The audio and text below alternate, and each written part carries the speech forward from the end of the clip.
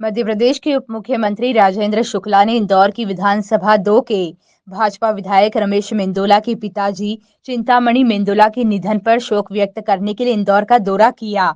इस अवसर पर उन्होंने शोक सम्मेलन में भाग लिया और दिवंगत आत्मा को श्रद्धांजलि अर्पित की। इससे पहले मध्य प्रदेश के मुख्यमंत्री और कई अन्य भाजपा नेता भी रमेश मेंदोला के पिताजी के निधन पर शोक व्यक्त करने के लिए इंदौर पहुंच चुके हैं। उप मुख्यमंत्री राजेंद्र शुक्ला ने कहा, रमेश मेंदोला जी के पिताजी के निधन से हम सभी दुखी हैं। इस अवसर पर मौजूद अन्य नेताओं ने भी शोक व्यक्त किया और दिवंगत आत्मा को श्रद्धांजलि अर्पित की।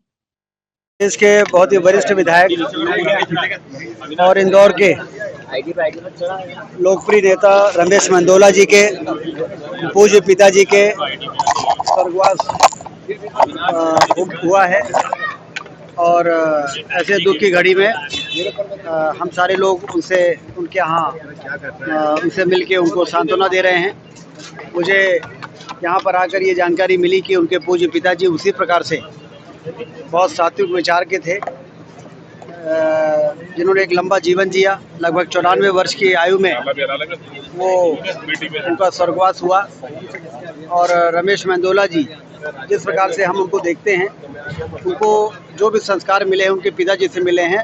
उनके पिताजी के बारे में जानकारी प्राप्त होने के बाद ये समझ में आता है। और रमेश जी लगातार ज़्यादा वोटों से जीतने वाले ऐसे विधायक हैं जिनकी लोकप्रियता अपने आप में लंबे समय से कायम है। और ये पिता के सत्कर्मों का फल और संस्कार जो पुत्र में आते हैं वो परिलक्षित होता है। मेंदोला जी के व्यक्तित्व को देख के मैं पूज्य पिताजी के चरणों में श्रद्धांजलि अर्पित करता हूँ। और पिता का साया एक बड़ा साया होता है और वो साया हटने से उनको ताकत मिले और ईश्वर उनको शक्ति दे कि वो उस कमी को सहन कर सके। तो हाई कोर्ट के आदेश को एक बार देखना पड़ेगा किस प्रकार का वो आदेश है, और उस पर यदि कोई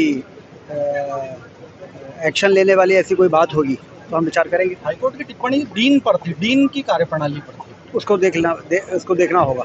देख के फिर जो भी आवश्यक कार्रवाई होगी। सीसीटीवी कैमरा अस्पतालों में, मेडिकल कॉलेजेस में ऐसी जगह लगाएंगे जहां पर आमतौर पे सुनसान की स्थिति होती है, लोगों का आवागमन कम होता है और वहां पर इस प्रकार की दुर्घटनाएं घटने की संभावना ज़्यादा होती है।